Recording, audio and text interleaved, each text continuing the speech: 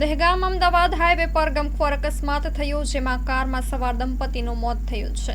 બેફામ ગાડી ચલાવનાર નબીરાના કારણે પતિ પત્નીએ જીવ ગુમાવવો પડ્યો, ત્યારે પ્રાથમિક માહિતી મળી રહી છે। વાત જાણે એમ છે કે હોન્ડા જાઝ કારના ચાલકે એક સાથે 3 ગાડીઓને ટક્કર મારી, જેમાંથી એક ગાડી ડિવાઈડર કૂદી ગઈ હતી। એ જ સમયે રસ્તા પર આવતી બસની ટક્કરે કારનો ભૂકો બોલાઈ ગયો હતો અને તહેવાર ટાણે જ પતિ પત્નીનું ઘટના સ્થળે મોત થયું હતું। આ મૃતક દંપતી દહેગામ તાલુકાના વડોદરા ગામના રહેવાસી હતા।